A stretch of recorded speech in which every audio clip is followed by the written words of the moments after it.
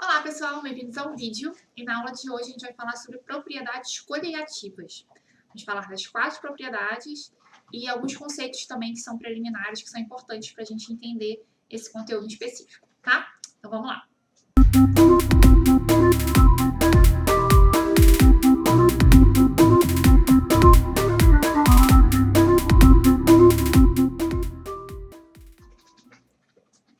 Então pessoal, propriedades coligativas. É importante a gente saber que as propriedades coligativas elas dependem especificamente do número de partículas de soluto na minha solução. Elas não vão depender da característica desse soluto, do tipo que ele é, se ele é um cátion, se ele é um ânion. Vai depender da quantidade de partícula, tá? É isso que vai interferir. Não a característica do soluto, mas a quantidade que ele está inserido na minha solução. Quais são as propriedades coligativas? Eu tenho 4. Abaixamento da pressão de vapor. A gente vai entender o que é a pressão de vapor aqui nessa aula também. Elevação do ponto de ebulição, diminuição do ponto de congelamento e pressão osmótica. As propriedades coligativas, elas ocorrem tanto em soluções eletrolíticas quanto em soluções não eletrolíticas. Vamos entender a diferença entre elas. Solução eletrolítica é aquela solução que conduz corrente elétrica. A não eletrolítica é aquela que não conduz corrente elétrica. Bem, a gente sabe que para conduzir corrente elétrica você tem que ter a presença de íons em solução. Então, na solução eletrolítica, ocorre o processo de dissociação ou de ionização. Justamente por ocorrer esse processo de formação ou de separação dos meus íons, é que uma solução eletrolítica acaba tendo mais partícula em solução, justamente pela presença de íons, por essa formação desses íons. Logo, o efeito das propriedades coligativas é muito mais significativo em soluções eletrolíticas do que em soluções não eletrolíticas. Repare que o efeito também existe em soluções não eletrolíticas. Ele só é mais forte, mais considerável, em soluções eletrolíticas, por ter uma quantidade maior de partículas na minha solução. Tá bem? Antes de entrar efetivamente nas propriedades, vamos entender alguns conceitos que são importantes. O que é pressão de vapor? Para entender o que ocorre com a pressão de vapor, quando você adiciona o soluto em solução, você tem que entender o que é pressão de vapor. Pressão de vapor, conceitualmente, é a pressão de um líquido, é uma dada temperatura, é a pressão exercida pelo vapor quando as fases estão em equilíbrio. Como assim em equilíbrio? Na química, você tem um equilíbrio dinâmico, Então, como é que você estabelece esse equilíbrio? Quando a velocidade da evaporação é igual à velocidade da condensação. O que é a condensação? É a passagem do vapor para o líquido e a evaporação do líquido para o vapor. Então, você tem a passagem aqui, se você reparar na imagem, das partículas do estado de vapor e também para o estado líquido. Você estabelece aqui um equilíbrio em que a velocidade do vapor é a mesma do que a velocidade para a formação do líquido novamente. Quando você tem uma quantidade de partículas aqui no estado de vapor sobre o líquido, você tem a pressão de vapor formada, que é justamente a pressão que esse vapor faz sobre a superfície do líquido. Quanto mais partículas no estado de vapor você tem aqui sobre o líquido, maior é a pressão de vapor. Quando essa quantidade aqui é menor, menor é a sua pressão de vapor, tá? A pressão de vapor, pessoal, não depende do volume, tá? Isso é importante ficar claro. Pressão de vapor não depende do volume. Pressão de vapor depende da característica da substância, principalmente das suas interações intermoleculares e do tamanho da minha substância, do tamanho da cadeia da minha substância, e depende da temperatura que o meu líquido se encontra, tá? Não depende do volume. A relação da interação intermolecular é o seguinte: quanto mais forte a interação, vamos lembrar das interações que a gente já estudou, se você não tem dúvida, tem um vídeo aqui nesse canal sobre interação intermolecular. Então, você tem formação, a interação de polo, que ocorre entre moléculas polares, dispersão de London ou de polo instantâneo de polo induzido, ou força de Van der Waals, que ocorre entre moléculas apolares, são nomes para a interação que ocorre entre substâncias apolares, sem polos. E você tem a ligação de hidrogênio, que é a interação intermolecular mais forte entre elas. A ligação de hidrogênio ocorre entre o hidrogênio, que está ligado a um oxigênio, flúor ou nitrogênio, que vai interagir com oxigênio, flúor ou nitrogênio de uma outra molécula. É conhecido como FON, né? Aí, como eu disse, a ligação de hidrogênio é a mais forte entre elas, então quanto mais forte é a minha interação intermolecular, menos partículas passam para o estado de vapor, tá? Você vai ter uma quantidade menor de partículas nesse estado de vapor, porque é mais difícil para elas se separarem, é mais difícil para elas se afastarem. Então, você tem o quê? Uma menor pressão de vapor. Tá? Isso significa que você tem um líquido menos volátil, pouco volátil, tá? Volátil é justamente essa capacidade, essa facilidade de passar para o estado de vapor. Então, se você tem um líquido em que você tem uma forte interação intermolecular, ele vai ter uma pressão de vapor baixa, tá? Quando eu olho para cá, para esse gráfico, eu tenho comparando éter, água e butanol. O éter é o meu líquido mais volátil. Entre eles aqui é o que apresenta a interação intermolecular mais fraca. Então, você vai ter aqui o quê? Uma maior pressão de vapor, porque ele é o mais volátil. Quanto mais volátil, maior é a pressão de vapor, tá? Se eu comparo álcool e butanol, os dois fazem ligação de hidrogênio, que é a minha interação intermolecular mais forte. Então, como é que eu determino quem é mais ou menos volátil? Aí vai influenciar o tamanho da cadeia. O tamanho da cadeia do butanol é muito maior do que a cadeia da água. A água ainda é mais volátil do que o butanol. Então, o butanol é o menos volátil, o éter é o mais volátil, tá? Então, o éter é o que vai apresentar a maior pressão de vapor, o butanol é o que vai apresentar a menor pressão de vapor, ok? Repara que aqui eu tô falando de 3 substâncias puras, tá? Só éter, só água, só butanol, tá bom? Ponto de ebulição. A gente já sabe o que é ponto de ebulição, é a temperatura específica que você tem a passagem do líquido para o gás, com a presença de bolhas. Só que uma definição ainda mais detalhada de ponto de ebulição seria o quê? Ponto de ebulição é a temperatura a qual a pressão de vapor de um líquido vai se igualar à pressão externa. É interessante eu saber essa definição, mas é mais importante eu saber a relação entre pressão de vapor e ponto de ebulição. Quanto menor é a pressão de vapor, maior é o ponto de ebulição. Por quê? Se a pressão de vapor é baixa, significa que eu tenho poucas partículas da minha substância passando para o estado de vapor, né? Por isso que a pressão de vapor é baixa. Se eu tenho essa quantidade de partículas que passam para o estado de vapor, uma quantidade pequena, significa que eu preciso dar mais energia para esse líquido para que você tenha a passagem efetivamente para o estado gasoso. Então, quanto menor é a pressão de vapor, maior é o ponto de ebulição, maior é a temperatura que eu tenho que dar para esse líquido, eu tenho que chegar com esse líquido para que as minhas partículas passem efetivamente para o estado gasoso. Então, essa relação é importante. Quanto menor o ponto a pressão de vapor, maior é o ponto de ebulição, tá? E aí, pessoal, vamos entrar então nas propriedades coligativas propriamente ditas. A primeira que a gente vai falar é do abaixamento da pressão de vapor. Existe um nome mais técnico para isso, né, mais específico, que seria tonoscopia. Tonoscopia é o abaixamento da pressão de vapor.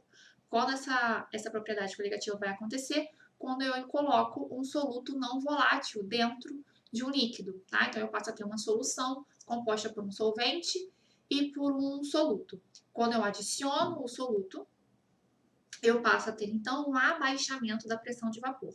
Então, se eu comparo uma solução, por exemplo, de água e sal, e quero comparar com a água pura, onde eu tenho a pressão de vapor menor na minha solução de água e sal, tá? Sempre que eu tenho uma solução, ela vai ter uma pressão de vapor menor do que se eu estivesse comparando com o seu solvente puro, tá? Repara aqui na imagem, olha, que eu tenho uma quantidade maior aqui de partículas no estado de vapor do que aqui do lado, quando eu adicionei um soluto. É como se a adição do soluto atrapalhasse essa passagem da partícula para o estado de vapor. Por isso que diminui a pressão de vapor, porque eu tenho uma quantidade menor de partículas aqui no estado de vapor, então elas vão exercer uma força menor. Então, eu vou ter uma pressão de vapor menor, tá? Então, quando eu adiciono um soluto, a pressão de vapor diminui. Aqui é uma representação gráfica disso. Pressão do vapor do solvente, a pressão de vapor da minha solução diminui, tá? E aí eu tenho a relação também com o ponto de ebulição, tá? Qual é a propriedade coligativa? É a elevação do ponto de ebulição. O nome dessa propriedade é ebulioscopia. Quando eu adiciono um soluto não volátil, a pressão de vapor diminui e o ponto de ebulição aumenta. Lembra a relação? Quanto menor a pressão de vapor, maior é o ponto de ebulição? Se eu adicionei um soluto não volátil e a pressão de vapor diminuiu, o ponto de ebulição aumentou, tá? Elas se relacionam. Aqui, graficamente, eu consigo reparar o seguinte. Em vermelho é a linha do líquido puro, no tracejado é a linha da solução. Adicionei um soluto não volátil, diminuí a pressão de vapor, aumentei, portanto, a temperatura de ebulição, tá? E eu também vou influenciar no ponto de congelamento. De que maneira? Eu vou diminuir o ponto de congelamento. Essas propriedades são todas relacionadas. Então, se eu adiciono um soluto não volátil, eu vou ter a diminuição da pressão de vapor, o aumento do ponto de ebulição e a diminuição do ponto de congelamento, que é o que a gente chama de crioscopia. Repara aqui graficamente novamente.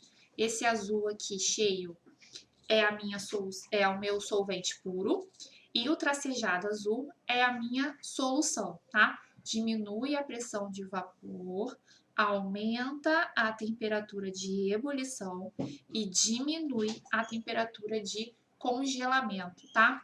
É muito comum em países frios você adicionar etilenoglicol em radiadores de carro. Para quê? Para impedir que a água congele a 0 graus. Tá? Porque a temperatura no inverno rigoroso chega a 0 graus com facilidade. Então, se a água que está dentro do motor do carro congelar, é um problema. Então, você adiciona um soluto não volátil, geralmente o etilenoglicol, e o que ele vai acontecer? Você vai diminuir ainda mais o ponto de congelamento da água. Em vez de congelar a 0 graus Celsius, ela vai congelar numa temperatura negativa. Então, você facilita, né, o movimento ali do seu carro, você acaba não congelando essa água que está ali dentro do radiador, tá? Você evita esse congelamento.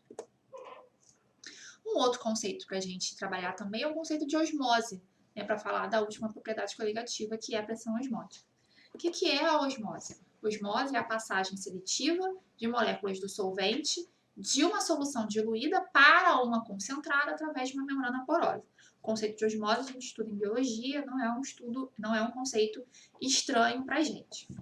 Mas o que é a pressão osmótica? Pressão osmótica é a pressão exercida sobre um sistema para evitar que a osmose ocorra. É uma pressão contrária à osmose, tá? Para a gente lembrar de meios, quando a gente fala de osmose, tem aquelas definições de meio isotônico, hipertônico e hipotônico. Isotônico é quando a concentração do interior do meio e do exterior são iguais, né? Hipertônica é quando você tem uma solução mais concentrada. E hipotônica é a solução mais diluída. O meio hipertônico é o meio mais concentrado, o meio hipotônico é o meio mais diluído, tá? Voltando para a pressão osmótica em si, o que aconteceria aqui geralmente?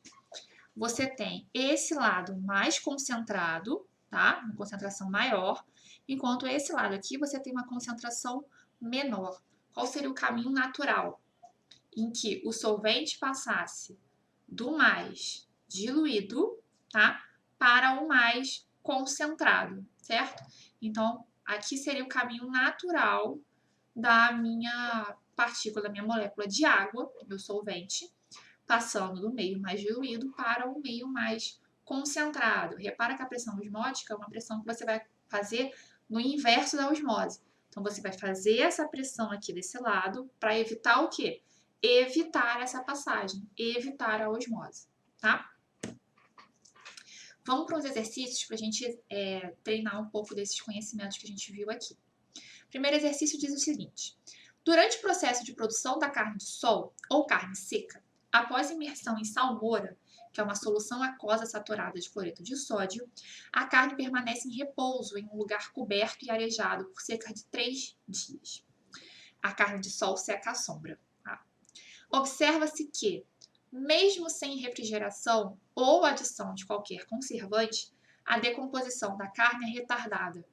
Assinale a alternativa que relaciona corretamente o processo responsável pela conservação da carne de sol. Letra A. Formação da ligação de hidrogênio entre moléculas de água e os íons de sódio e cloro. Só uma coisa, pessoal, por que essa a gente já pode ignorar e excluir?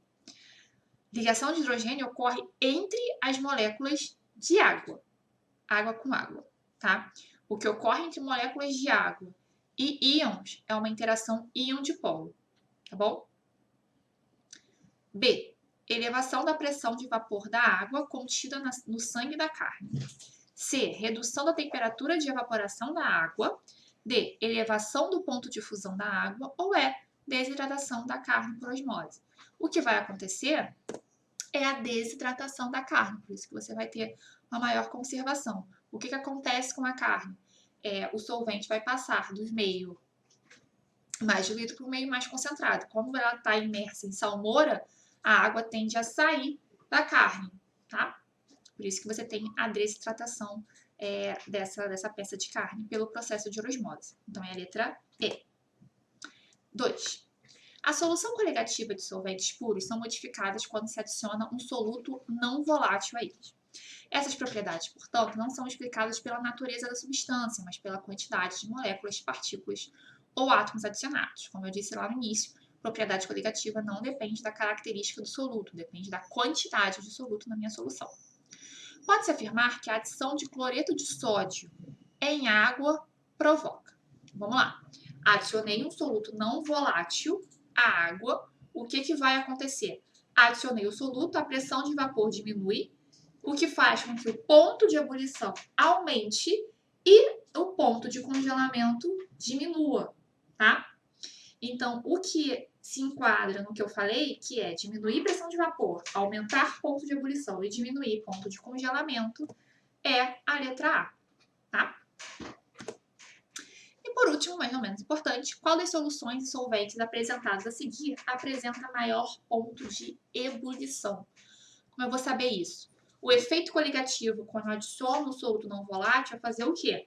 Aumentar o ponto de ebulição, é a bulioscopia, né? Vai ter, né? Quem vai apresentar, o maior ponto de ebulição? Aquela solução que tem a maior quantidade de partículas ali no meu meio, de partículas na minha solução.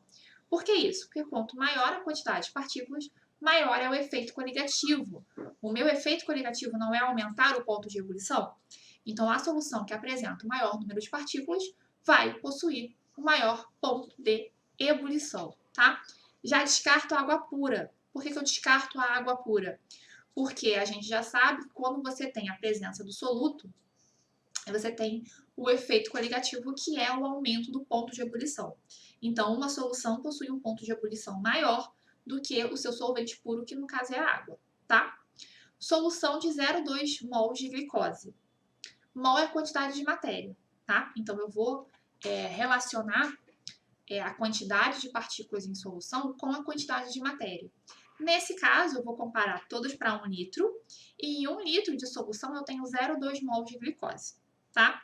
Glicose é um soluto não eletrolítico, você não vai ter a sua dissolução ali, você não tem a formação de íons na solução.